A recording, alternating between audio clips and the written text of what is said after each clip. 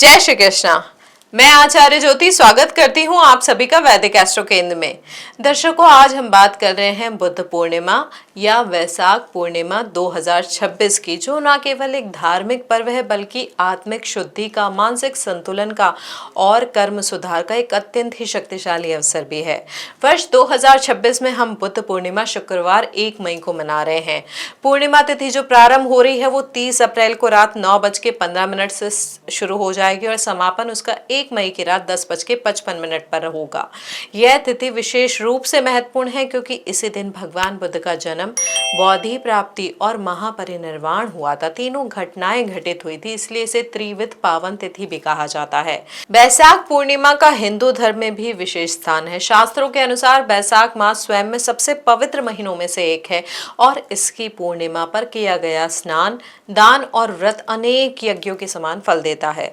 इस दिन भगवान विष्णु की पूजा, सत्यनारायण की व्रत कथा और गंगा स्नान और दान पुण्य का विशेष महत्व है। यही कारण है कि वैशाख पूर्णिमा को कई स्थानों पर सत्य विनायक पूर्णिमा भी कहा जाता है। यह दिन जीवन में सौभाग्य, स्वास्थ्य और आध्यात्मिक उन्नति प्रदान करने वाला माना गया है।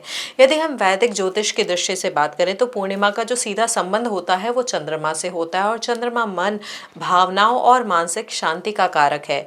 बुद्ध पूर्णिमा के दिन चंद्रमा अपने पूर्ण बल पर होता है, इसलिए इस दिन किया गया ध्यान, मंत्र जाप और दान जो होता है सीधे मन के संस्कारों पर कार्य करता है। माना जाता है कि गौतम बुद्ध की कुंडली में कर्क लगन था और तुला राशि में स्थित चंद्रमा पर कई ग्रहों की दृष्टि थे, जिसने उन्हें असाधारण मानसिक दृढ़ता और करुणा प्रदान की।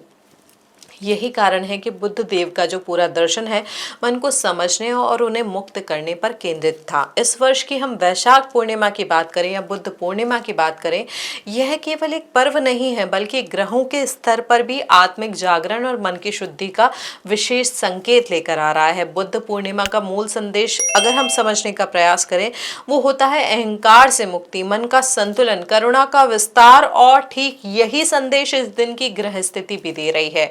इस दिन सूर्य मेष राशि में उच्च के होकर बुद्ध के साथ युति कर रहे हैं, जो आत्मबोध, विवेक और सही निर्णय की शक्ति को बढ़ा रहा है। ये योग हमें सिखा रहा है कि प्रकाश बाहर नहीं भीतर है और सत्य को पहचानने के लिए जागरूक बुद्धि आवश्यक है, जैसा कि भगवान बुद्ध ने अपने जीवन में दिखाया। बुद्ध पूर्णिमा के दिन चंद्रमा तुला राशि में पूर्ण अवस्था में होते हैं, जो मानसिक संतुलन, शांति और संभाव का प्रतीक है। तुला का चंद्रमा हमें याद दिलाता है कि बुद्ध का मार्ग न तो अति भोग का था और नहीं अति त्याग का, बल्कि मध्य मार्ग था। इस दिन ध्यान, मौन और आत्मचिंतन जो है सीधे तौर पर आपके मन पर कार्य करता है और वर्षों की मानसिक अशांति को शांत करने की क्षमता रखता है। अब राहु जो कुंभ में है, केतु जो सिंह में है, इनकी जो स्थिति है बुद्ध पूर्णिमा के गहरे अर्थ को और स्पष्ट करती है। केतु सिंह में होकर अहंकार, पहचान की भूख और मैं की भावना का क्षय कर रहे हैं, जबकि राहु कुंभ में होकर हमें मानवता, सेवा और सामूहिक चेतना की ओर ले जा रहे हैं। यही बुद्ध का करुणा और विश्व बंधुत्व का संदेश था, स्वयं से ऊपर उठकर समाज के लिए जीना।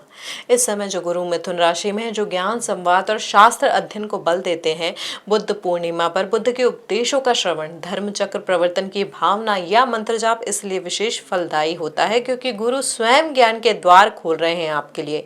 वही शनि और मंगल का मीन राशि में संयोग हमें कर्म, संयम और तपस्या का स्मरण कराते हैं। यह योग बताता है कि मोक्ष केवल विचारों से नहीं, अनुशासित जीवन और करुणा में कर्म से प्राप्त होता है। शुक्र जो अपनी स्वराशि वृषभ में है, तो यहाँ पर इस दिन के वातावरण को सौम्य और सात्विक बना रहे हैं। वो हमें सिखा रहे हैं कि बुद्ध का वैराग्य जीवन से पलायन नहीं बल्कि संतोष, सरलता और करुणा के साथ जीने की कला थी। दान, सेवा और भक्ति इस दिन सहज रूप से फल देते हैं। दर्शकों, कुल मिलाकर यह वैशाख पूर्णिमा ग्रहों के माध्यम से यही संदेश दे रही है जो भगवान बुद्ध ने हमें दिया था। मन को समझो, अहंकार को छोड़ो और करुणा के साथ जागरूक जीवन जियो। यही बुद्ध पूर्णिमा का वास्तविक अर्थ और यही इस दिन का सबसे बड़ा ज्योतिषीय वरदान है। बुद्ध पूर्णिमा के दिन पूजा विधि की हम बात करें तो वो बहुत ही सरल लेकिन बहुत ही प्रभावशाली होती है। सुबह स्नान करके स्वच्छ व हल्के रंग के कपड़े जो होते हैं या सफेद वस्त्र भी आप धारण कर कर सकते हैं। सूर्य को जल का अर्घ दे, मन में आत्म शुद्धि का संकल्प ले। इसके बाद भगवान विष्णु या भगवान बुद्ध की प्रतिमा के समक्ष दीपक जरूर जलाएं, सफेद फूल उन्हें अर्पित करें और खीर या सात्विक भोजन का भोग लगाएं। इस दिन सत्यनारायण कथा का श्रवण या भगवान बुद्ध के उपदेशों का पाठ विशेष फलदायी माना जाता है। मंत्र जाप की बात करें तो बुद्ध पूर्णिमा पर सबसे प्रभावी मंत्र है ओम मणि पद्मे हूम। इस मंत्र का जाप सुबह 4 बजे से लेकर 7 बजे के बीच या चंद्र दर्शन के बाद करना अत्यंत शुभ माना जाता है। 108 बार जाप करने से मन के विकार जैसे अहंकार, क्रोध, लोभ और भ्रम धीरे धीरे शांत होने लगते हैं। यह मंत्र व्यक्ति के भीतर करुणा, धैर्य और विवेक को जागृत करता है। अब हम बात करें अगर ज्योतिषीय उपायों की इस दिन के लिए, तो यदि किसी की कुंडली में चंद्र दोष है, मानसिक तनाव है या शनि की 7.5 चल रही है, तो बुद्ध पूर्णिमा का दिन अत्यंत ही सहायक सिद्ध होता है। इस दिन दूध, चावल, सफेद वस्त्र या भोजन का दान आप कर सकते हैं। मौन का भी पालन कर सकते हैं। कम से कम कुछ समय के लिए तो मोबाइल और बाहरी शोर से दूरी बनाए रखने का प्रयास करें। ध्यान और आत्मचिंतन करें। माना जाता है ऐसा करने से ग्रहों का नकारात्मक प्रभाव जो होता है स्वतः ही कम होने लगता है। अंततः बात करें तो बुद्ध पूर्णिमा हमें यही सिखाती है कि शांति बाहर नहीं, हमारे भीतर है।